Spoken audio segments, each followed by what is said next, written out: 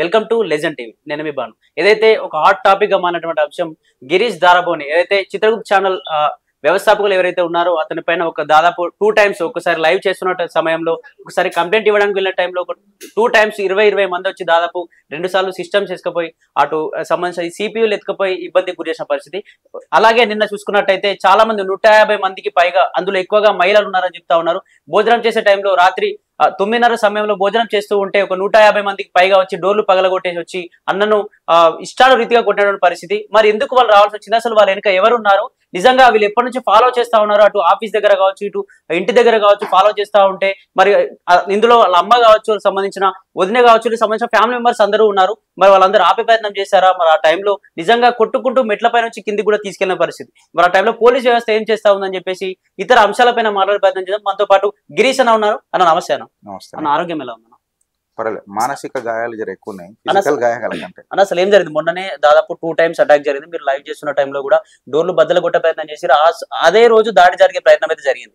డోర్లు ఓపెన్ కాకపోవడంతో మీరు పోలీసులకు ఫోన్ చేస్తున్నారనే భయంతో చాలా మంది వెళ్ళారు. నెక్స్ట్ టైం వచ్చి ఇష్టానురీతిగా సిస్టమ్స్, చాలా కాస్ట్లీ ఉన్న సిస్టమ్స్ కూడా ఎత్తుకెళ్ళారు. డైరెక్ట్ ఇంటి దగ్గరికి 150 మంది గస్తీ కాశారని చెప్తా ఉన్నారు. మీరు భోజనం చేస్తున్న టైంలో వచ్చారని చెప్తున్నారు. అసలు ఏం జరిగింది? ఎంతమంది వచ్చారు? నిజంగా ఎవరున్నారు వీళ్ళని కానీ చెప్పుకోవచ్చు? ఆల్మోస్ట్ ఇది మూడో దాడి కంటే ఇది 4వ దాడి అని కరెక్ట్ గా చెప్పొచ్చు. ఓకే. ఫస్ట్ డే అది అందరికి తెలిసిందే, ఆఫీస్ లోకి వచ్చి ఎక్విప్మెంట్ అంతా ధ్వంసం చేసారు. సెకండ్ డే రెక్కి నిర్వహిస్తున్నారు, మా పిల్లలకు దొరికినరు, ముగ్గురిని పట్టించినాము, మాదాపూర్ పిఎస్ లో వాళ్ళకి అప్పచెప్పినాము. వాళ్ళ కారు కూడా సీజ్ చేసారు. నాకు తెలిసి ఇప్పుడు అది మాదాపూర్ పిఎస్ లో ఉంది. నేను మాదాపూర్ పిఎస్ లో ఉన్నప్పుడు మళ్ళా నా ఆఫీస్ మీద దాడి చేసిరు పోయి. అప్పుడు ఒక సిపియు ఎత్తుకోవాలి, నేను పోలీస్ స్టేషన్ లో ఉన్నప్పుడు. ఇప్పటి వరకు వాళ్ళు ఎవరైతే ఉన్నారో, ఎవరైతే ఆరోపణలు మేము చేసినామో, ఆ కంప్లైంట్లు ఏమైతే పేర్లు రాసినామో, వాళ్ళని అరెస్ట్ చేసి అదుపులోకి తీసుకుంటుంటే మేబీ ఈ దాడి ఉండకపోతుండనేమో అని అన్నది మా భావన. దాని తర్వాత మా మీద రెక్కి నడుస్తూనే ఉన్నది. అంటే ఇప్పుడు మొత్తం చూసిన తర్వాత డాట్స్ కనెక్ట్ చేసి చూస్తే ఏందని అంటే గిరీష్ ని పట్టుకోవాలి, గిరీష్ ని కొట్టాలి. గిరీష్ ని కొట్టడం ఫైన్, కొట్టడం కూడా ఫైన్. నేనేమంటున్నా, గిరీష్ ని ఘోరాతి ఘోరంగా అవమానించాలి, హీనం చేయాలి. గిరీష్కి ఇప్పటిదాకా నా మీద ఏమున్నాయి చెప్పండి. నా మీద ఏమైనా ఎవరైనా ఆరోపణ చేయాలన్నా మీరు నాకు ఆధారాలు చూపించి చెప్పండి. నాదేమైనా ఏమైనా కేసులు ఉన్నాయా, నా మీద ఏమైనా అవి ఉన్నాయా, మీరు చూపెట్టండి. అదన ఆధారాలు ఉంటే పెట్టండి. లేవు. గిరీష్ అనేటువంటి ఏం చేయాలా? పబ్లిక్లా ఇమేజ్ అంది ఖరాబ్ చేయాలి, వారి పర్సెప్షన్ ఖతం చేయాలి, గిరీష్ని కంప్లీట్గా షేమ్ చేయాలి. వచ్చిండ్రు. ఇప్పుడు ఏమని అంటారు, మా భార్య అంతెందుకు అపార్ట్మెంట్లు ఉన్న కొంతమంది కూడా అడిగిరట, చిన్న పిల్లలుగా, ఏంది ఇంత జనాలు ఉన్నారు ఇడా అని. సాయంత్రం నేను అరౌండ్ 9:30 9:45కి వచ్చిన ఇంటికి. అందరు జనాలు ఉన్నప్పుడు ఏంది ఇది అన్నట్టు ఒక బీజేపీ మీటింగ్ అవుతుందంట అని చెప్పిరట. ఈడ బీజేపీ ఎందుకు మీటింగ్ అవుతుంది అని చెప్పి వాళ్ళు ఉన్నారట. వారు ఉద్దేశం వాళ్ళు అంతమంది ఈడ జమ కూడితే పోలీస్ పెట్రోలింగ్ తిరుగుతూనే ఉంటది. మీరు ఎందుకు నిలబడ్డరు? ఏదైనా మీటింగ్ చేసుకోవాలనంటే పోలీస్ పర్మిషన్ ఉండాలా, మళ్ళీ అవి వెరిఫై చేసిండ్రా లేదా? ఇది ఒక పెద్ద కన్ఫ్యూజన్స్ ఉన్నాయి. అంటే ఏం జరుగుతుంది అన్నది ఏం అర్థమైతలేదు ఒక సామాన్యుడికి. దాని తర్వాత రెక్కి నిర్వహించిండ్రు ఉన్నది. నేను 9:45కి వచ్చిన ఇన్ఫర్మేషన్ తెలిసిందంటే ఎంత మంది నా మీద నిఘా కాసిరొచ్చు, ఎంత ఖతర్నాక్ గా నా మీద స్పాట్ పెట్టడానికి ప్రయత్నం చేసిరొచ్చు. అయితే మహిళలను ఫస్ట్ పంపించిండ్రు కింద సెక్యూరిటీ. ఇప్పుడు నా దగ్గర గిరీష్ ఏదో అసభ్యకరంగా మాట్లాడిండ్రు, గిరీష్ అసభ్యకరంగా మాట్లాడిండ్రు మహిళల పట్ల అని అన్నట్టు అన్నారు. ఏం మాట్లాడినా? నేనే చేతులు జోడించి మీకు విజ్ఞప్తి చేస్తున్నా, నేనేం మాట్లాడినా? అరే మీరు కొట్టుడు కాదరా నాయన, నా చెప్పుతో నేనే కొట్టుకుంటా. నేను ఇట్లా చూపెట్టరు కదా, మీరు ఆధారాలు ఏమన్నా చూపెట్టరు ఇప్పటి వరకు వీడియోలో? This creates a confusion in my brain or not? నాకు అట్టర్ కన్ఫ్యూజన్ ఉంటుందా? అరే మీరు ఏం మాట్లాడుతున్నారు అని. తర్వాత నువ్వు మాట్లాడతాను, మళ్ళీ సెక్యూరిటీ నాకు ఫోన్ చేసిండు, ఇట్లా ఎవరో వచ్చిండ్రు గిరీష్ గారు మీతో మాట్లాడతారంట అన్నారు. మళ్ళీ సెక్యూరిటీ చెప్పేదాకా నువ్వు ఆగాలి కదా. సెక్యూరిటీని కూడా నూకేసిండ్రు. నూకేసి పైకి వచ్చిండ్రు. 3 స్టేర్ కేసులు ఉన్నాయి ఈ బిల్డింగ్ కి. 3 స్టేర్ కేసుల నుంచి ఒక 20-15 మంది జమ అయిపోయారు. సెల్లార్లో కొంతమంది ఉన్నారు. ఇక్కడ నికా, అక్కడ నికా, మళ్ళీ బయట ఒక టీం. అంటే బయటకు తప్పించుకోకుండా ఇట్లాంటి ప్రయత్నాలు. కంప్లీట్ ఘెరావ్ అంటాం కదా, కంప్లీట్ ఘెరావ్ అని అంటాం కదా. కంప్లీట్ ఒక రెక్కి సినిమా చూస్తే మీకు తెలుస్తుంది. ఒక రెక్కి చేసి ప్లాన్ చేసి గిరీష్ గారిని పట్టాలి. ఇది కాన్స్పిరసీ కాదా? ఇది ఆర్కెస్ట్రేటెడ్ క్రైమ్ కాదా? క్రిమినల్ ఇంటిమిడేషన్ కాదా? కామన్ ఇంటెన్షన్ కాదా? అటెంప్ట్ టు మర్డర్ కాదా? ట్రెస్పాస్ కాదా? ఈయనే చెప్పి నేను సక్సెస్లు. ఓకే, లోపలికి వచ్చిర్రు, బెల్లు కొట్టిరు. స్వతంత్ర భారతదేశంలో మహిళ ఎప్పుడైతే 12 గంటలకు తిరిగితే స్వతంత్రం వచ్చిందని మనం అనుకుంటుండే, మహాత్మా గాంధీ గారు అన్నట్టు. మళ్ళీ 11 గంటలకు వచ్చి గిరీష్ గారి మీద దాడి చేసారు.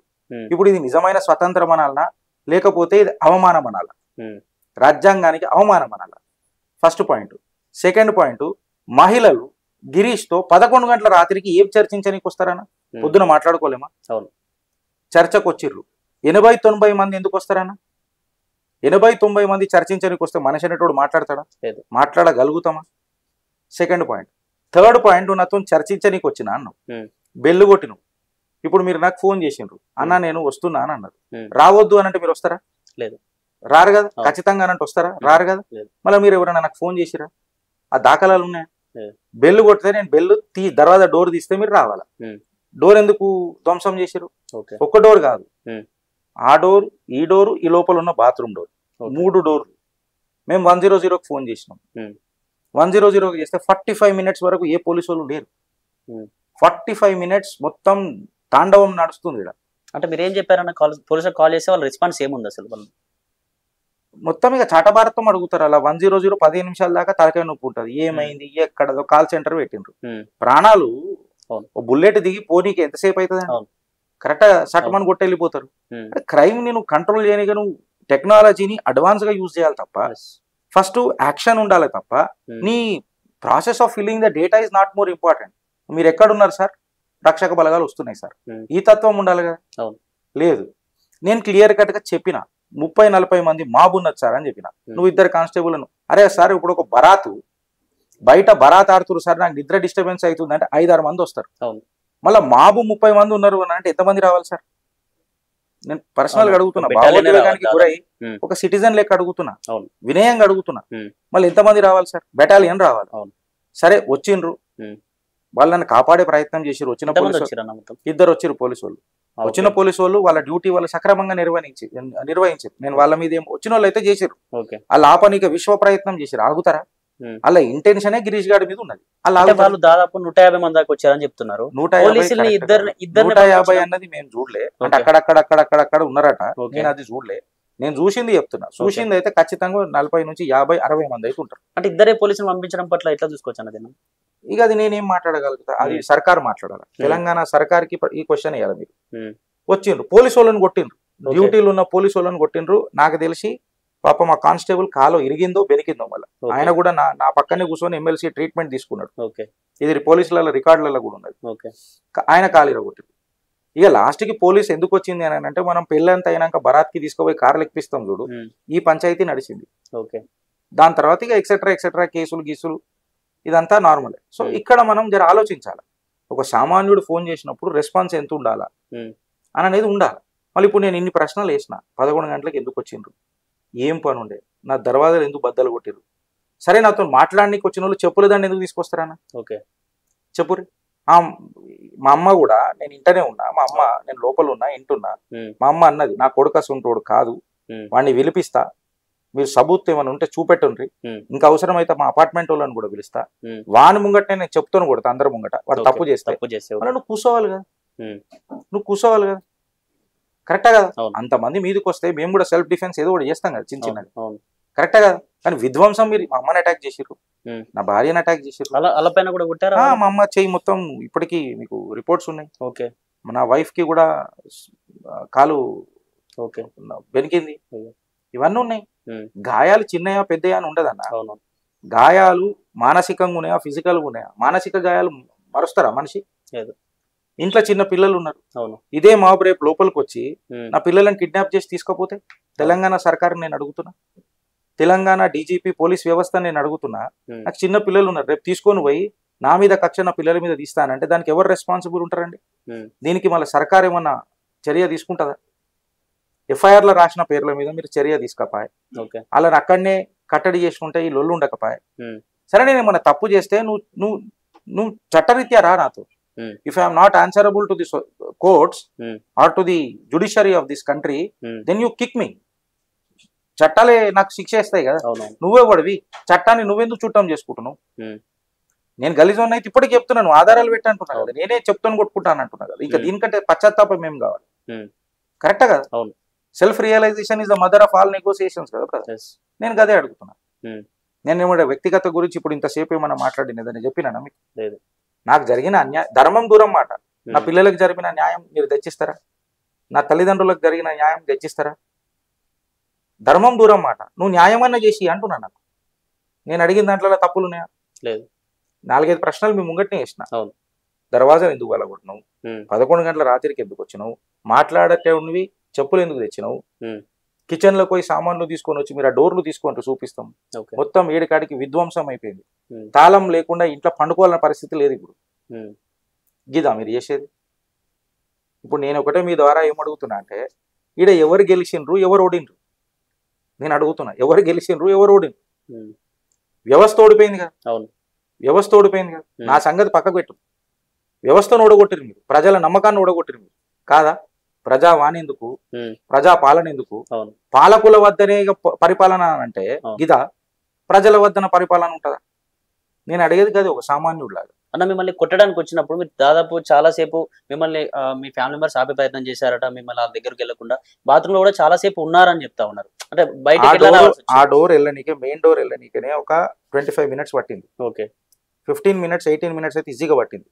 మళ్ళీ ఈ డోర్ కూడా వెళ్ళనీకే ఆల్మోస్ట్ ఒక 15 to 20 మినిట్స్ పట్టింది. ఈడనే ½ an hour లెక్క. దాని తర్వాత మళ్ళీ ఒక 5-10 మినిట్స్ నా డోర్ నేను ఆపిన.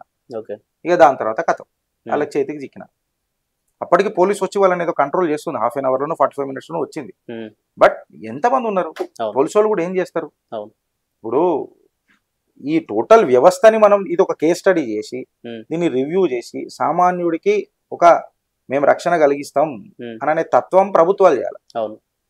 అది చేస్తే వర్కౌట్ అవుతుంది తప్ప ఈ ఘటనను ఒక కేస్ స్టడీ తీసుకొని చేయాలి. ఎంత స్పాంటేనియస్ గా వస్తావని. మళ్ళీ నేను ఇదే మాదాపూర్ పిఎస్ గురించి నేను మాట్లాడతలేను.